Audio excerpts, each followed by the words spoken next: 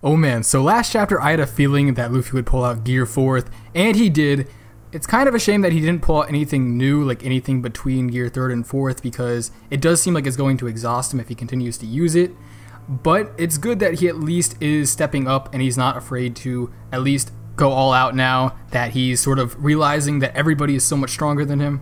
And given the fact that Gear 2nd and 3rd still have no effect on anyone that is anywhere near high tier, is still a sign that he should improve as a whole maybe, instead of just relying on Gear 4th, which is sort of his trump card. I think he should improve his lower gears, do something about that, or at least come up with some form of technique that can allow him to use the gears better. So Cracker, who is nicknamed the Biscuit Knight, he has one of the top grade swords.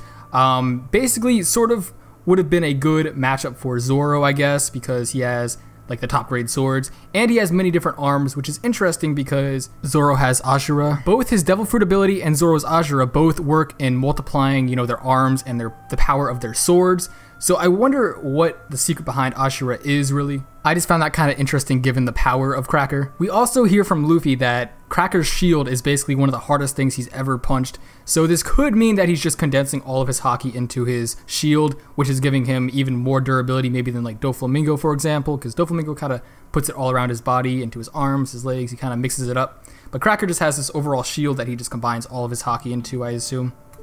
And he's actually able to land several blows onto Luffy, but he pulls out Gear 4th, of course, before he can land any sort of killer attacks, I guess. And I'm actually surprised at how fast Cracker is. Like, given his size, I would expect him to be kind of like slow, like a tank, but he's very, very fast. Luffy was not able to keep up, really. And in the meantime, while this is all going on, Nami's sort of talking to Brule, the witch kind of daughter, and Nami actually beats her. Now, what's kind of funny, and I just kind of realized this, is that they're both kind of witches. Nami's referred to as a witch, and Brule is also like a witch, like you can clearly see it. And she's finally beaten, which is very impressive because, you know, she was kind of partnered with Cracker, I guess. And what made this chapter really interesting was what Brule said about the supernova. She stated that, you know, the Kid Alliance and all them, they couldn't really do anything about Big Mom's crew, and the only one who could actually do anything was Urouge, which is very surprising because nobody really talks about Urouge. Everybody kind of forgets about him, but he was actually able to beat the 4th commander of Big Mom's crew, the 4th Sweet Commander, which means it didn't used to be 3 people. I assume what it was is that he got fired or something, or maybe deranked, even maybe killed. But that's really amazing how Urouge, out of everybody we could have thought of, was capable of that. And what's very interesting about this point as well is that it sort of gives us a hint as to how the system of the Sweet Commanders work.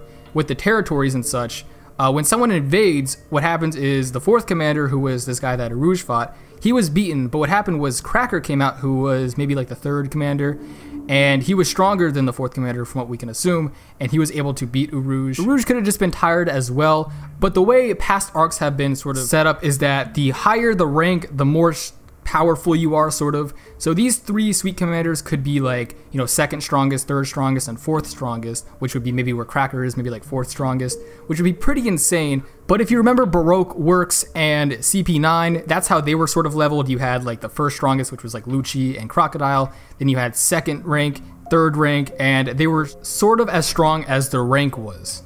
And a lot of people believe that Cracker's just going to get back up next chapter, and I believe that that is a huge possibility. It's sort of like 50-50 for me.